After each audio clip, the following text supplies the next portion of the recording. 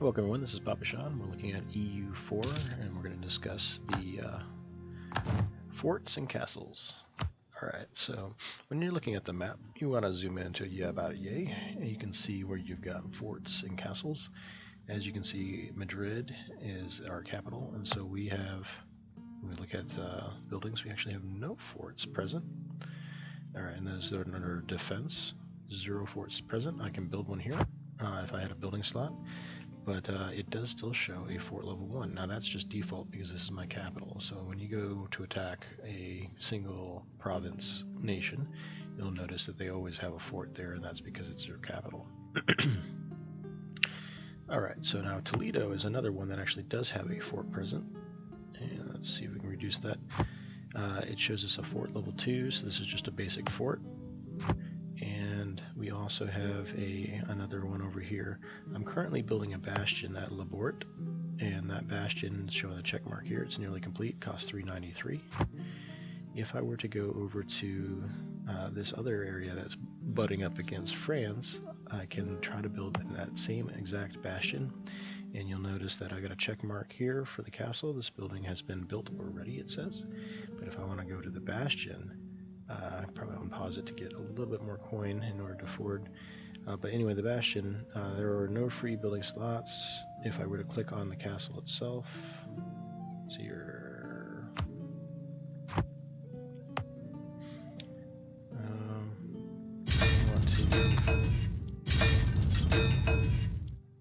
Yeah, that's why I couldn't see it. The exit, it's the very bottom there, that's what I wanted to click on. Okay, so when I click on this now, I get a smaller building option here. If I click on the castle, I can then upgrade it to a bastion. That's what I wanted to show you guys. If I click away, click on some other place, click on castle, it brings up the special buildings, and because I'm at war, it put a icon for the war right over the exit button. That's where I got stuck.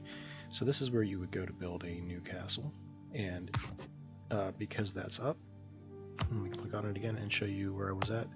You will not have the option to upgrade through here. You'll actually have to exit out of this view and do your upgrade directly off of the castle, and that'll let you go to the next tier, which doubles the fort level from going from 1 to 2, and then it just adds 2 fort levels every time you move it up again. So next one would be +6 followed by +8, and you can see that the cost is reduced and the build time is, I think, reduced as well.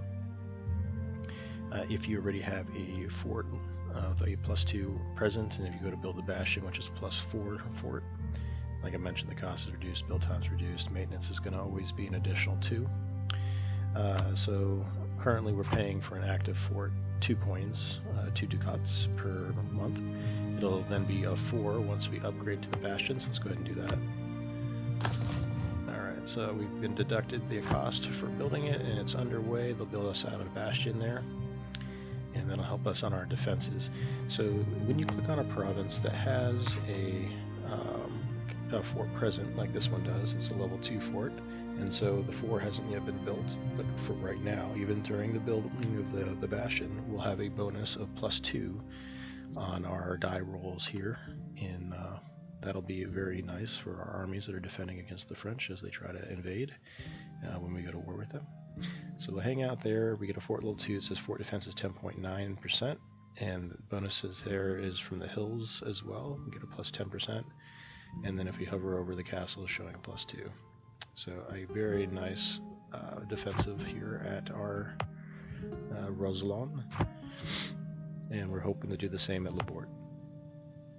Okay, now if you are finding that you're running a deficit, you have forts, you can go ahead and click on a territory that has a fort, and you can hit the X button. That will destroy your castle. That will reduce your income expenses rather by 2. And when I destroy a bastion, it'll reduce that cost by 4. Alright, so when you have taken lots of territories and you don't need to have any more castles in that location, this one I don't necessarily need anymore, so I'll go ahead and click OK, and you notice it's gone now. No more castle there.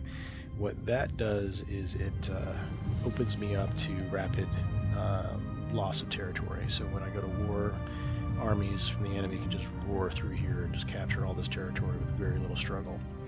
When they come to a fort, like such as Toledo, they actually have to siege it out or assault it once they've breached the walls, and you know, that it's going to take them more troops and longer time, so that'll really kind of just slow them down as they march across your territory.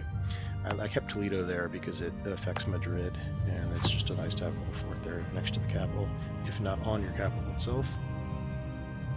But I was mentioning the reason why you might want to destroy that is because of the cost. Another option is to mothball your forts, and you can get there by hitting your diplomacy, your shield here to bring you to different options like your government, diplomacy, and what you want to do is hit on the military. It's second to last on the right, and then in here you'll have at the bottom left the option to mothball your forts. When you do that, it reduces the expense on them by half, but they are effectively no longer present, or at least not activated until you go to war. And if you have automatically raised maintenance during war, that'll switch your mothballed forts to active status the moment you go to war, and that way you can save money here. So why do people mothball their forts all the time and then just have this checked for automatically initiating them? Well, the forts provide you a bonus to your army tradition. So if you hover over that number, it will tell you that you have a bonus of 0.09 is what I'm getting for fully maintained forts. That's because I pretty much deleted all the ones I didn't need. But that bonus that you get for the maintained forts is going to help you in your keeping that tradition high, and that tradition is going to in turn give you extra morale for your troops. It's going to give you manpower recovery, the army morale speed recovery, and your siege ability. So lots of nice things to have. I'm currently at 56, which is about decent. You know, it's decent. It's not great. I like to get it around 60, 70. But the higher the number, the faster it's going to naturally decline, and the only way to get that number up is through battling and then holding on to it and maybe getting some events that give you bonuses.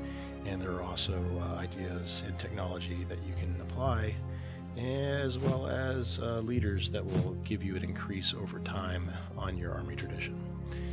Alright, so that's how the forts and castles apply. When you're capturing forts, you just need to make sure you have an army big enough that will be able to address it.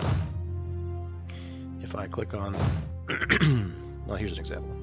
If I click on a army that's only size 1,000, it's only one unit, that's fully healed to 1,000 troops. There's a little cannon here, and that cannon tells you the maximum fort level we can siege with this army. Well, one unit is not even strong enough to siege a capital without a fort, which would be like Madrid. Can't even siege this tiny little fort that's sitting at the capital.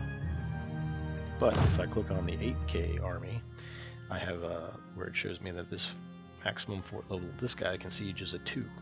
If I were to combine armies, I'd be able to address 3, 4, 5, etc. fort levels. So for a fort level 8, you're going to need pretty decent sized army sitting on top of that, taking hits to its attrition. So it's nice to have very strong capitals and strategic locations. I like Labort, because they have to come through Labort in order to get into the rest of my Spanish territories. Won't need any more castles here. And then I'm not really too scared about Morocco here on the East Coast. I'll let them go ahead and slam me a little bit before I turn around and squish them. Alright, so hope you enjoyed. Hope it's been helpful to you guys. And if you have any questions, leave them in the comments. If there's something else you'd like to see, let me know. And I appreciate it. I'll catch you next time. EU4, PapaSean.